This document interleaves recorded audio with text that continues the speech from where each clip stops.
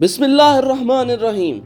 دوستوں، یہودی تاریخ کی سیریز کی تیسری قسط کا آغاز کرتے ہیں، لیکن ویڈیو شروع کرنے سے پہلے ہمارے چینل کو ضرور سبسکرائب کریں اور بیل آئیکن کو ضرور دبائیں۔ دوستوں، جب بنی اسرائیل کی حالت بگڑ گئی، ان کے علاقے مشرک قوموں کے قبضے میں چلے گئے اور دشمن قوموں کے حملے ان پر بڑھتے گئے، ایسے وقت میں انہوں نے ایک نبی سے درخواست کی کہ اللہ ان کے لیے ایک بادشاہ مقرر کر دے جو ان کو اکٹھا کرے۔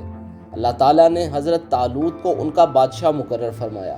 حالانکہ وہ کسی بڑے خاندان سے نہ تھے، مگر اللہ تعالیٰ نے ان کو علم و جسم کی طاقت دی تھی۔ ابتدا میں کچھ لوگوں نے طالوت کو ماننے سے انکار بھی کیا، لیکن جب اللہ تعالیٰ کی طرف سے تابوت سکینہ واپس آ گیا، جسے تعویذات، نشانیوں اور ساکینہ سکون والا صندوق سمجھا جاتا تھا، تو ان کے دل مطمئن ہو گئے۔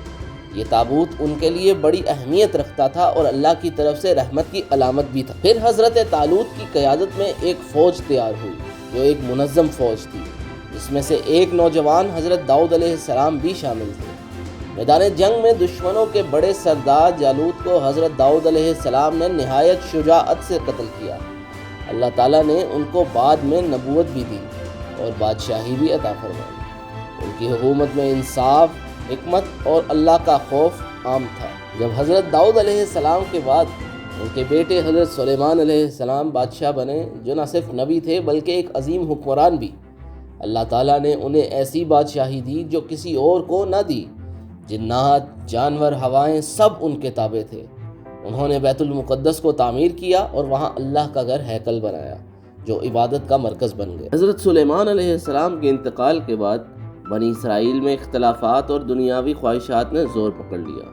انہوں نے دولت اور زمین حاصل کرنے کی حرص میں آپس میں لڑنا شروع کر دیا۔ ایسی دشمنی کا نتیجہ یہ نکلا کہ ان کی متحدہ سلطنت دو حصوں میں بٹ گئی۔ پہلا شمالی فلسطین اور مشرقی اردن میں ایک ایسی ریاست بنی جسے سلطنت اسرائیل کہا گیا، اور اس کا دارالحکومت سامریہ یا سامریت تھا۔ دوسرا، جنوبی فلسطین اور دون کے علاقے میں دوسری ریاست قائم ہوئی جسے سلطنت یہودا کہا گیا، اور اس کا دارالحکومت یروشلم بنایا گیا۔ ناظرین، یہ دونوں ریاستیں شروع سے ہی ایک دوسرے کی مخالف بن گئیں۔ ان کے درمیان سخت دشمنی، سازشیں اور خونی جنگیں جاری رہیں، جو ان کے زوال کی بڑی وجہ بنی۔ بنی اسرائیل کی یہ باہمی لڑائیاں اور نافرمانیاں انہیں اللہ کی طرف سے دی گئی عزت و عظمت سے بھی دور کرتی گئیں۔ جب بنی اسرائیل کی دونوں ریاستیں، اسرائیل اور یہودا، دنیاوی حرص، باہمی لڑائی اور ہمسایہ مشرک قوموں کے اخلاقی اثرات کا شکار ہو گئیں، تو ان کا ایمان اور اخلاق دونوں کمزور پڑ گئے۔ شرک، بدعمالیاں اور ظلم عام ہو گیا۔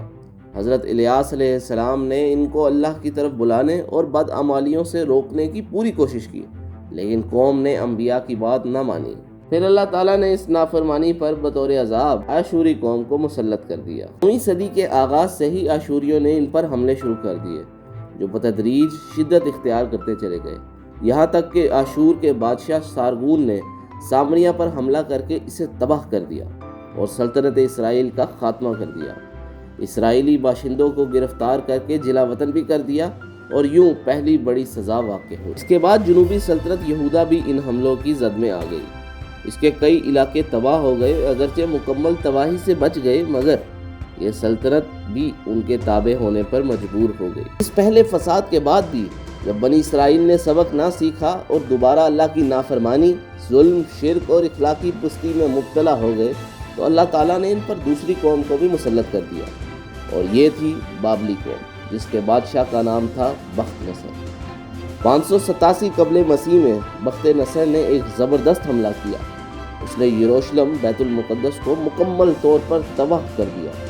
ہیکل سلیمانی کو اس طرح زمین بوس کیا کہ اس کی دیواریں بھی باقی نہ رہ سکیں۔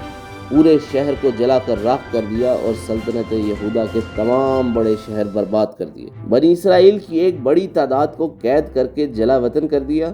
انہیں بابل، فارس اور دوسرے علاقوں میں پھیلا دیا گیا تاکہ وہ اپنی زمین، اپنی عبادات اور اپنی پہچان کو بھول جائیں۔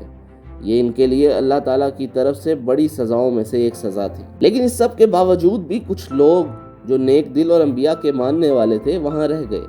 انہوں نے قوم کو توبہ اور اصلاح کی دعوت دی۔ یہی وہ لوگ تھے جن کی وجہ سے اللہ تعالیٰ کی رحمت پھر سے ان پر متوجہ ہوئی، اور ایک وقت ایسا آیا جب انہیں دوبارہ واپسی عبادت اور اصلاح کا موقع ملا۔ دوستوں، جب بابلی سلطنت کمزور ہوئی تو ایرانی بادشاہ سائرس نے بابل کو فتح کر لیا۔ سائرس ایک سمجھدار اور انصاف پسند حکمران تھا۔ فتح کرنے کے دوسرے ہی سال اس نے ایک اہم فرمان جاری کیا کہ بنی اسرائیل کو اجازت دی جاتی ہے کہ وہ اپنے وطن واپس جائیں۔ وہ یروشلم میں دوبارہ آباد ہو سکتے ہیں اور انہیں ہیکل سلیمانی دوبارہ تعمیر کرنے کی اجازت بھی ملتی ہے۔ یوں ایک طویل جلا وطنی کے بعد بنی اسرائیل دوبارہ اپنے مقدس شہر لوٹے۔ کچھ عرصے بعد دارا اول کے دور میں، جسے داریوس اعظم بھی کہا جاتا ہے، جو 522 قبل مسیح میں بادشاہ بنا تھا، اس نے زارو بابل کو یہودا کا گورنر مقرر کیا، جو یہودا کے آخری بادشاہ کا پوتا تھا۔ زارو بابل نے حضرت زکریا علیہ السلام اور حضرت حجی علیہ السلام جیسے نبیوں کی رہنمائی میں ہیکل مقدس کی نئی بنیاد رکھی اور اس کی دوبارہ تعمیر کروا دی۔ اس دور میں حضرت عزیز علیہ السلام نے بنی اسرائیل کی دینی اور اخلاقی اصلاح کے لیے بڑا کردار ادا کیا۔ انہوں نے دین موسیٰ کو از سر نو زندہ کرنے کے لیے ایک منظم تحریک شروع کی۔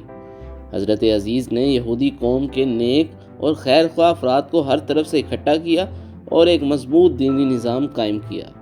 انہوں نے تورات اور دیگر آسمانی کتب کو دوبارہ مرتب کیا، قوم کو اصل تعلیمات تک رسائی حاصل کرنے کے لیے۔ یہودیوں کی دینی تعلیم و تربیت کا باقاعدہ بندوبست بھی کیا اور شریعت موسیٰ کے قوانین کو دوبارہ نافذ کیا۔ قوم کے اندر جو اعتقادی اور اخلاقی بگاڑ غیر قوموں سے میل جول کی وجہ سے پھیل چکا تھا، اسے ختم کرنے کی کوشش کی۔ خاص طور پر انہوں نے ان غیر قوموں کی عورتوں سے نکاح ختم کروائے جنہوں نے یہودی معاشرے میں غلط اثرات پیدا کر دیے تھے۔ انہوں نے بنی اسرائیل سے اللہ تعالیٰ کی مکمل فرما برداری اور اس کے آئین پر عمل کرنے کا عہد لیا تاکہ دوبارہ وہ اللہ کے پسندیدہ بندے بن سکیں۔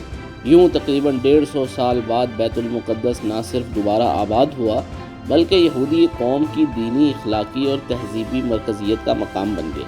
تو اسی کے ساتھ ہماری سیریز یہودی تاریخ کی تیسری ایپیسوڈ کا اختتام ہوتا ہے۔ اسی طرح کی معلوماتی ویڈیوز کو مس نہ کرنے کے لیے ہماری ویڈیوز کو لائک کریں، چینل کو سبسکرائب کریں اور بیل آئیکن کو ضرور دبائیں۔